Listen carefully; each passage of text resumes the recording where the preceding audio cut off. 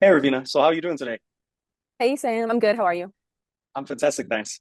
So yeah, I've been meaning to obviously have us do this call where I get an opportunity to get a better understanding of how the experience has been so far with you having taken some of our setters from Summit Sales. So a couple of questions just about you for now, but like who are you and why Summit Sales? Yeah, so I am the sales manager for Above the Par. I was actually one of the first closers. I was the first closer for Above the Par. And then we slowly started scaling the team to like three closers, four. Fast forward to like about a year later, myself and Justin became the sales managers for Above the Par. And we've been scaling insanely fast. Like we're over 1.6 million a month consistently, pushing for that 2 million month mark. The reason why I reached out to you or I actually heard about you is first, obviously we worked together briefly a few years ago, but I heard the best things about you from different people about your setters, how you're really great at training them. So word of mouth is like the best resource for me. Like if I have my close friends telling me like this is the guy to go to, I'm gonna definitely trust them. But the reason why we were looking for setters is because genuinely I was struggling. So we had some setters, we were training them, didn't have the best training, didn't really know like which pipelines they should be hitting up, like how to do speed to lead, things like that. And I'm like, okay, how about I just find someone who can help me find the setters, like find the setters that are hungry enough, skilled enough, all that stuff to actually be placed on this offer. The reason why I actually went with you out of everyone else that I was interviewing is because I really like the aspect that you come into the business with us and help train up the setters for the first month to make sure they hit KPIs.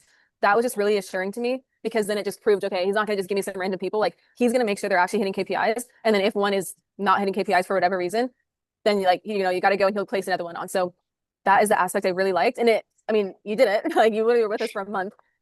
Just super helpful just having you on those setter meetings, getting your feedback for them, and yeah, all that stuff. That was kind of a Yeah, long answer, no, but thank you for that. Nicely elaborate. And yeah, I mean, honestly, it's been a great time working with you and your team and the rest of the setters there. But I want to know a bit more about what role do setters play in your company? so right now, our setters before like we came in with your setters, the setters we had were really not bringing anything into the business, which sounds bad. And I was like, is it our leads? Is it the setters? Like, I don't know what's happening. And then the first month that your setters came in, they brought in over $200,000 in cash collected for the company. So that was like a huge win. That was really big. Our setters right now are really doing they're hitting up like our financially qualified pipeline, a lot of inbound. They do some outbound as well. But they just prevent all the leads that we get from like our webinars or VSL or Instagram. They prevent them from falling through the cracks. So before we just had so many gaps in the sales process where qualified leads or interested leads would just get lost or like fall through the cracks. And now the setters are in place to prevent that from happening. And as a quick example, if someone fills out the application to join the webinar, now we have them dialing those people immediately to be like, hey, I just saw you fill out the application. You know, what has you interested? Obviously, that speed to lead is like the biggest thing in sales. Like the faster you reach out to a lead, the more likely they are to convert. So I don't know if I answered your question, but Yeah, no, nicely answered. And just to dig a bit deeper into that, but what challenges were you facing before working with us? Like with the setters you maybe had before in the past, what are some of the challenges that you faced? okay. The biggest challenge was like lack of systems. I would say like no setter systems in place. They were like I knew what they needed to say on the call, but like I didn't really know how they needed to drive the conversation. Like their goal was to sell the book or the call with the closer essentially. But the biggest things I was struggling with was just lack of systems. We didn't have a dialer in place. I didn't really know like what was like the priority buckets for the setters to actually hit up. So like for you to come in here and be like, okay, this is what I've seen on past offers. This is what I recommend our setters doing. It just giving some direction. Like I didn't really have a direction with the setting team because honestly, my entire attention was on the sales team only since they were bringing in the biggest amount of revenue for the company. So I just had no direction, no systems in place for the setters, and honestly, not really training with them either. Yeah, yeah, no, thank you for giving context on that. And what was the difficulty in finding setters? Like, I mean, I know a lot of offers typically go to their Instagram. So like your offer owner could have realistically went to their Instagram and just posted a story on the fact that they're looking for setters. You could have done the same. Anyone from the team could have shared people that they know. But like, what was your difficulty or challenge in finding new setters? So I actually never had difficulty finding setters because like you said, the Instagram, word of mouth, things like that. My problem was finding hungry enough setters or setters with skill, things like that. So like of course, like the Above the Part Instagram, our DMs are flooded. Like we constantly have people sending us looms, like asking to work with us and things like that. It just they never seem like a good culture fit. That's something that's really important to us as well. So that's why I decided to find someone who can actually just see the culture, see what I'm looking for, and just place those people in directly without me having to go watch a ton of looms that are wasting my time. So it wasn't really finding setters, it was finding the right setters that would fit into our company and not mess up the team culture or anything like that. Yeah, no, culture is very important, and definitely I've seen it in your company. One of the few companies that I've seen that have a culture like something that we enjoyed when we initially were working together. Yeah, exactly. The culture is really big. So yeah. Yeah, so I'm curious, like, were there any concerns when you were considering working with us? Like, I hear that you were talking to a couple of people, and obviously you had some good word of mouth from some people that you knew. But did you have any concerns when you were initially thinking of working with us? I don't really think I had any big concerns or any at all. Again, it was because you were just like super straightforward. Like your response times were really fast. You're like, this is what we can do. This is what we've done. This is what it looks like. I can send over an agreement. Like it was just super like clear and like black and white. Like you weren't beating around the bush. You weren't avoiding my questions or anything. And again, I really like the fact that you would come into our business for a month and just ensure and like be on top of your own setters to make sure they're hitting KPIs. So that was a super green flag. Nothing, I didn't have any red flags, honestly. Okay, nice. And you did something that most sales managers don't do, which I'm a big fan of, what you did. You chose a lot of people that I would say were a bit more on the green side, like beginners, whereas most people are looking for people who are vetted, trained, proven experience. So I want to know, like, why was that? And did you have a little bit of worry at any points about that decision? Yeah, so I know I've been saying this whole time. I was looking for experienced setters, and then I actually went with people who weren't experienced. So culture is more important to me. And so at first, you were like you sent me a lot of people. Like you were sending me people with a lot of experience. But what I've noticed is like when people have setting experience or sales experience, they might come in with like their own methods or be stuck in their own ways, and like they might have an ego, like this is what I used to do, and not be willing to change. So I was really looking for people with a good attitude and a good culture fit and like a good sense of humor, especially for setters. Like I want my setters to be close with the sales team because you're gonna be working together every day. So I don't want people who are super professional with like a stick up, I don't know if I can cuss, but like a stick up their ass or anything like that. So the first few setters you sent me are like, dang, like these guys are really qualified, like they're super good, but I'm not really vibing with any of them, to be honest. And then you started sending me the younger guys, the ones with less experience, but with a great personality. Like I remember one of them, Matthew, he was like smiling the entire room. Like he was just so excited to be given this opportunity. He was like, "Hey, Ravena," just completely honest, like I've never set before, and I'm like, I do not have any experience in this field. okay, like damn, most people wouldn't say that like on a Loom video. But the honesty, the enthusiasm, like this is what I need. Like this is the energy we need on this offer to get everyone's mood up, to get everyone's energy up. We can train him. Like someone who speaks really well, like which they all speak really clearly, they speak really well.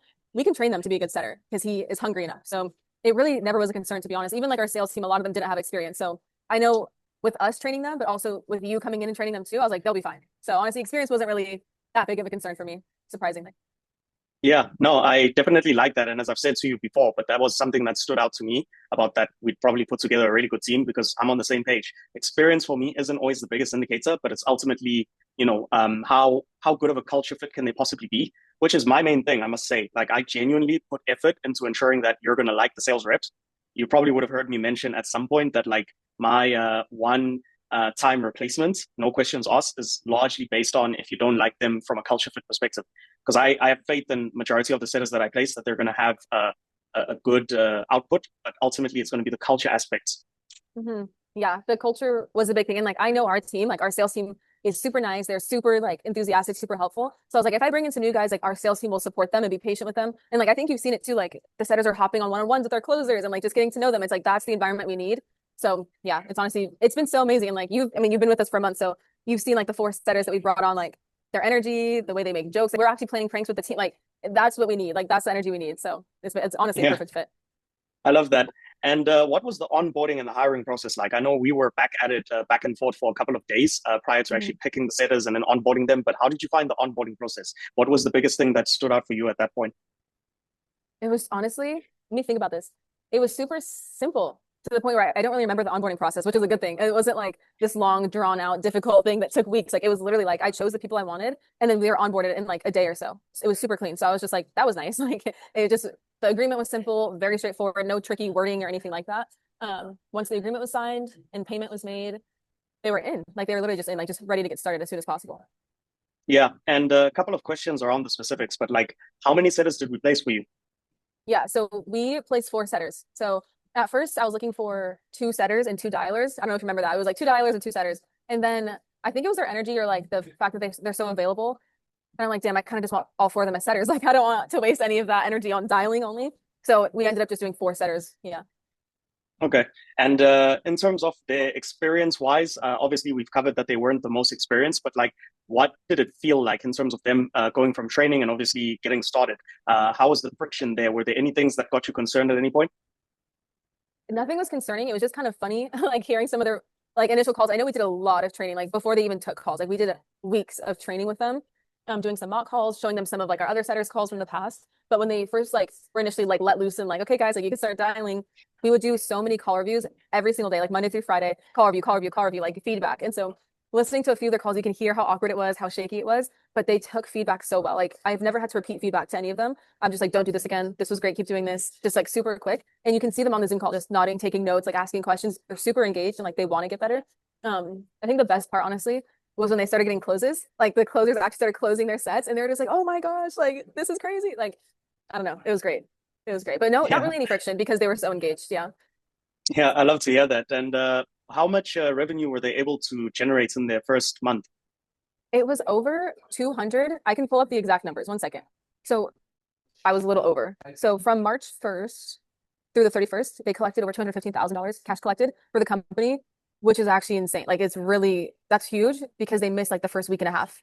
And how did that compare to your previous hires or your overall expectations? Is that something that you thought was like what you were looking for, or I was honestly expecting like 50K, like 50K cash collected. Like I was expecting it to be super slow coming in because like our last like few setters, like, and it wasn't on the setters. Like it was honestly the part, like probably my training for sure. But like they didn't even cross like 10K cash collected.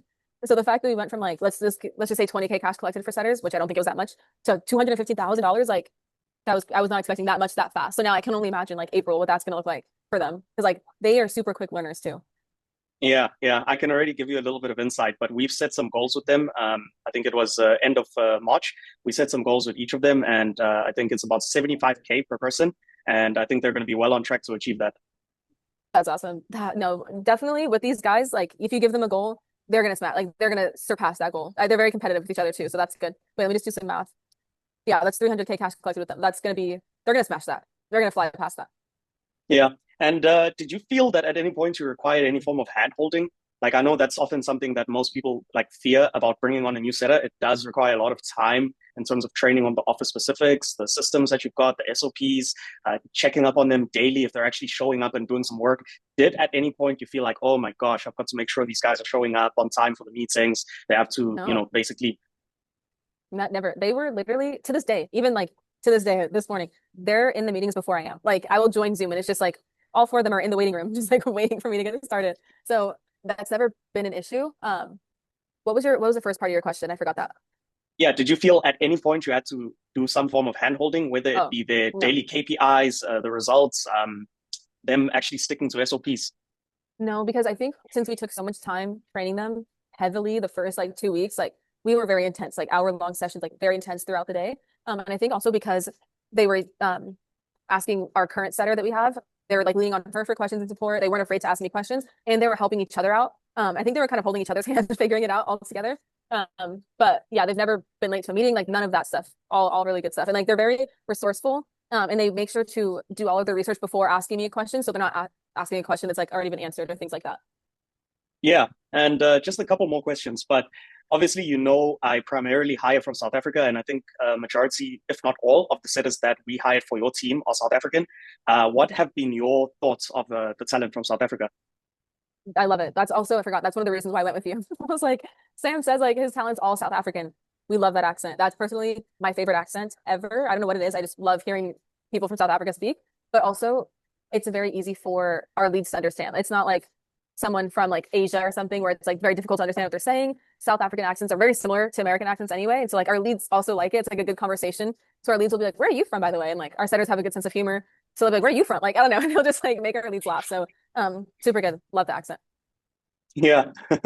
Yeah, that's the main reason. I mean, there's so many factors to it. It's like it's the neutral accents. I like to call it a neutral accent, whether they're calling leads from Europe or they're calling leads from the North Americas. Typically, they're going to be understood, and it will draw a little bit of fascination as to what accent is that, where are you from, and it Mhm. opens up an opportunity to build a little bit of rapport with the leads. Who would you recommend this service to? Anyone who needs setters. Honestly, I was thinking about this. I anyone who needs setters or maybe even closers, just because I've been thinking about this a lot. I'm like, honestly, our setters are to the point where like, I think I can picture some of them closing. Like some of them are good enough and are already asking questions like a closer would. So I don't know if you offer closer placement too, or just mainly setters, but anyone who's been struggling to find setters, or anyone who's just like, I just need someone with like clear accent, work ethic, knows like how, can just get in here and put in the work. Don't even try wasting your time trying to find someone. Just genuinely, just like reach out to you or something. Like I don't know, like figure it out. But anyone who needs setters in place to do dials, inbound, outbound, things like that. As long as your offer is good and it's you can sell it well, that's who I would recommend this to. Yeah, and if that person was sitting on the fence for whatever reason, if they felt like I'm Mhm. not sure about this, I definitely know for one, a lot of people have had bad experiences hiring sitters, whether they were doing it themselves or with an agency. If someone Mhm. was sitting on the fence, what would you tell them? I probably just show them the results. Like since I've been a closer since November 2024, our setters have brought in $0, like maybe 10K the most. I would just show them the results. Be like, here's what we did for over a year and a half with our setters trying to figure it out. 1 month with good setters, we did $215,000 cash collected. Like, how fast do you want to, like, how long do you want to lose all that money? Because, like, imagine now if we're on pace to doing 300K cash collected this month, imagine next month and the month after that. So it's just like, how much longer do you want to be losing money? I don't know. Like, I know you've had one bad experience, so have we, but now look, we finally found the right ones. Yeah, and would you work with us again? Yes, absolutely. As soon as we are starting to scale, you will be hearing from me again. And then you can join us and you can scale the teams. You can join us for a month again. I know you didn't want to leave. Yeah, no, I've had a great experience working with you as well as other members of your team from literally the closers as well as the other sales manager that you've got, Justin. And so, Mhm. yeah, I've never had as great of an experience working with the team as I did with you guys. But yeah, that's all the questions that I've had. Thank you so much. And yeah, looking forward to hearing from you again when you are looking to scale your team further. Of course, I will definitely be in contact soon because we're still scaling, even though I just hired 4 of them, but we're going to be needing soon or some more soon. So I'll talk to you very soon, Sam. Awesome. Thank you, Ravina.